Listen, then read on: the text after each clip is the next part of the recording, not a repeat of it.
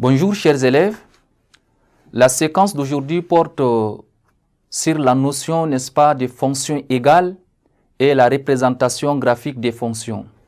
Comme vous le savez, la séquence précédente, nous avons parlé, n'est-ce pas, de la notion, n'est-ce pas, du domaine des définitions. Aujourd'hui, on va voir ce que c'est les fonctions égales et la représentation graphique, n'est-ce pas, des fonctions.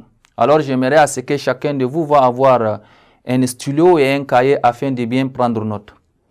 Alors, nous allons passer à la définition de ce que c'est les fonctions égales. Nous prenons deux fonctions f et g. Je prends deux fonctions f et g définies sur un ensemble E. On dit que les fonctions f et g sont égales sur E ou qu'elles coïncident sur E lorsque pour tout élément x de E, f de x égale à f de x égale à quoi? F de x égale à g de x.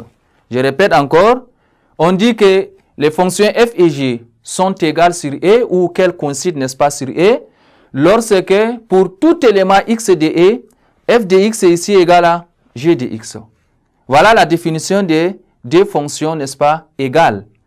Alors, si nous passons, n'est-ce pas, à la représentation graphique, on peut définir la représentation graphique comme étant, dans un repère OIJ, on appelle représentation graphique de f, ou bien encore appelée courbe représentative de f.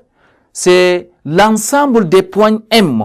On prend un point M du plan, des coordonnées x, y, le point M de coordonnées x et y, lorsque x prend toutes les valeurs de d de f et que le y égale à quoi?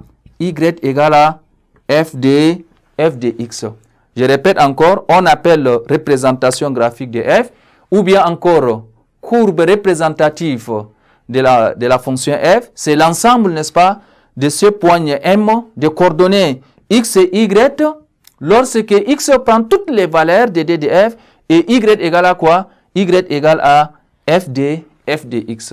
Donc, si vous pouvez remarquer, pour représenter graphiquement certaines fonctions, on peut éventuellement à l'aide d'une calculatrice, c'est-à-dire calculer les images en nombre suffisant et on présente le résultat dans une table de valeurs. Ça veut dire que vous pouvez prendre, disons, un tableau comme ça de valeurs et vous mettez ça c'est x, f de x et vous allez mettre les éléments, par exemple 1, 2, 3, 4 et vous pouvez calculer leur image pour avoir ce qu'on appelle une courbe.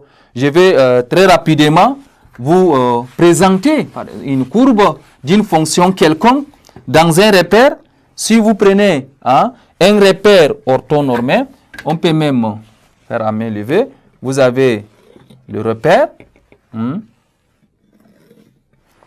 Nous avons les repères ici.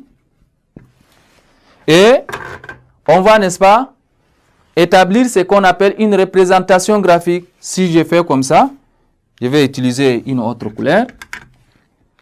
Si je prends par exemple,